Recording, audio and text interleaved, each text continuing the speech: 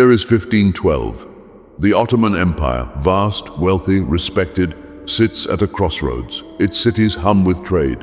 Scholars debate in candlelit chambers. Minarets rise against golden skies. On the surface, calm, stability. But beneath, whispers of rebellion and the restless heartbeat of a son who refuses to wait his turn. His name, Selim, the man history would call Yavuz the Grim. In just 8 years on the throne, Selim I would redraw the map of the Middle East, seize the holiest cities of Islam, and take the title of Caliph. His reign would turn the Ottomans from a regional empire into a global Islamic powerhouse. But the price? Blood, fear, and a legacy still argued over 5 centuries later.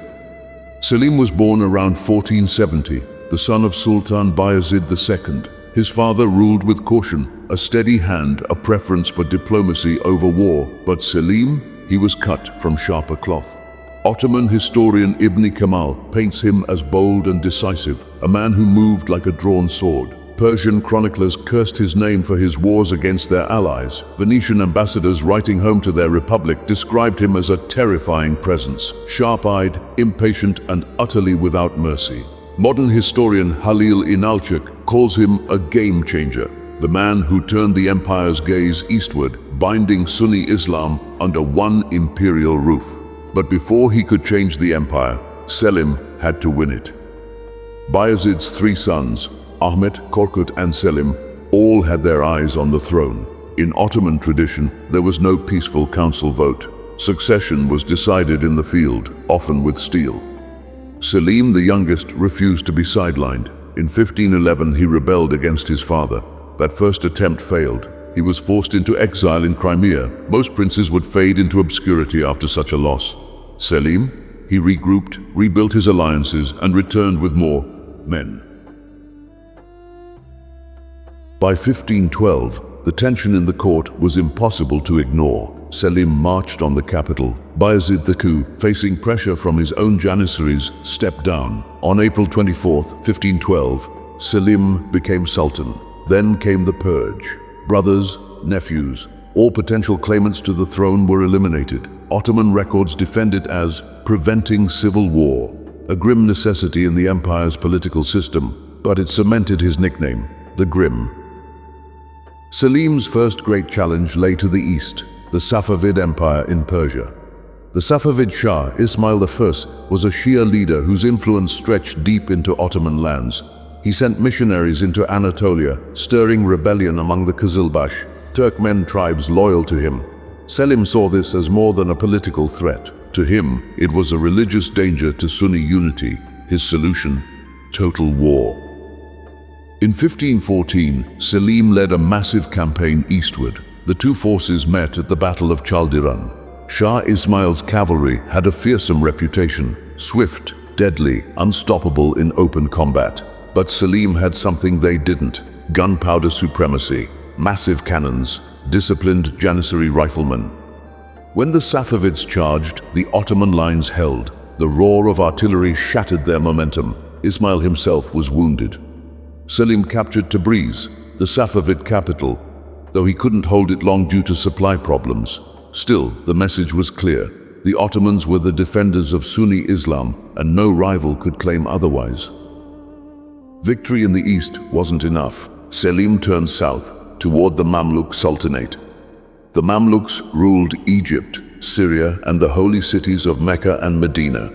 Controlling these lands meant controlling the pilgrimage routes, the spice trade, and the spiritual heart of Islam. In 1516, at the Battle of Marj Dabiq near Aleppo, Selim's forces crushed the Mamluks. A year later, at Raydaniyya outside Cairo, they won again. The last Mamluk Sultan was executed. Selim entered Cairo not just as a conqueror, but as a caliph. The spiritual leadership of the Muslim world passed to the Ottomans, along with the keys to Mecca and Medina.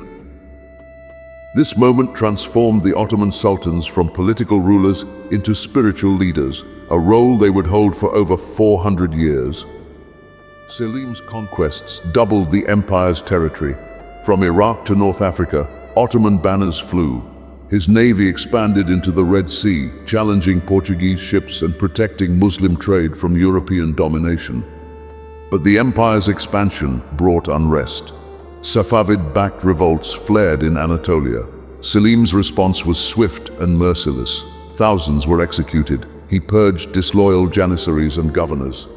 Venetian reports whispered of his explosive temper. Ottoman chronicles insisted it was the steel needed to hold such vast lands together. And yet, there was more to Selim than the sword. He expanded Topkapi Palace, adding new halls for administration and culture. He supported the devshirme system, the recruitment and training of Christian boys as elite janissaries and administrators. His legal reforms, kanunams, streamlined taxes and justice, building on the work of his grandfather, Mehmet II. And when the weight of empire lifted for a moment, Selim wrote poetry in elegant Persian under the pen name Selim I, lines that spoke of faith, fate, and the fleeting nature of life. By 1520, illness began to take him. Some say cancer, others a severe infection. He died at just 50 years old. His son, Suleiman, would inherit the throne and take the empire to its absolute peak. But it was Selim who built the foundation. Selim who turned the Ottomans into a world power. Selim who claimed the Caliphate. His tomb in the Yavuz Selim Mosque of Istanbul still overlooks the Golden Horn, a silent sentinel to the man whose 8 years on the thrones he reshaped the Middle East. Selim I's reign was short, but it burned bright. He was a conqueror, a reformer, a poet, and a man whose name still carries the weight of fear and respect. Was he a visionary who defended his faith, or a ruthless ruler who clung to power at any cost? This has been the empire's legacy. What do you think defines Selim I more, his victories at Chaldiran and Cairo, or the fear he inspired? Drop your thoughts in the comments. And if you want to follow the next chapter, Suleiman the Magnificent, hit like, subscribe, and tap that bell. Because history isn't just what happened, it's what we choose to remember and what still speaks to us today.